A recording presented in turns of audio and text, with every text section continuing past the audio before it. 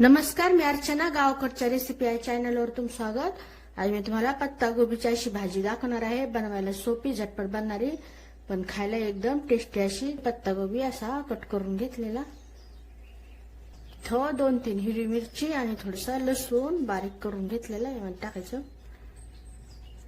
हळद, यामध्ये एखादा चमचा बेसन पीठ, गरजेनुसार साहित्य टाकायचं. चवीनुसार मीठ.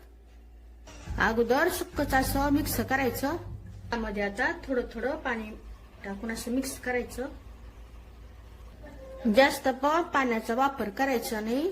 थोडस असं मध्ये थोडस तेल तापायला ठेवलेलं. तेल तापलं का असं चेक करायचं. छोटस बळ टाकून पाहायचं. इथं तेल व्यवस्थित तापलेलं. आता गॅसच कमी करायची. गॅसच एकदम कमी करून छोटे छोटे असे गोळे टाकून घेऊ. तुम्ही कोणत्याही आकारात टाकू शकता. छोटे मोठे गोल टाकायची गरज नाही. आपण बेसन पीठ कमी वापरलेलं आहे. बेसन पीठ कमीच वापरायचं. छान असे हे तळून घ्यायचे. गॅसच्या अजिबात वाढवायचे नाही. अशा रंगावर खमंग असा सुगंध सुटलेला, रंगही छान आलेला आहे. आता हे काढून घेऊ आणि असेच बाकीचे तळून घेऊ.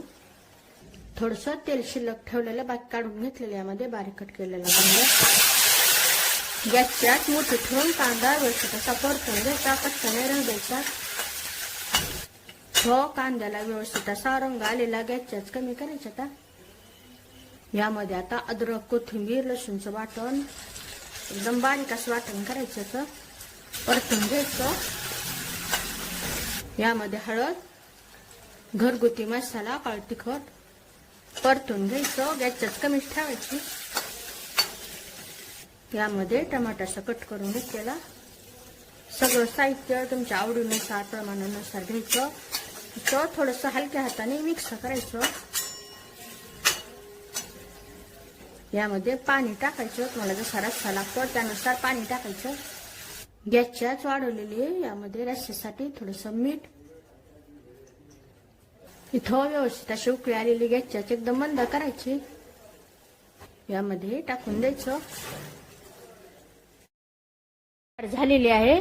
रेसिपी आवडली तर चॅनलला सबस्क्राईब करा.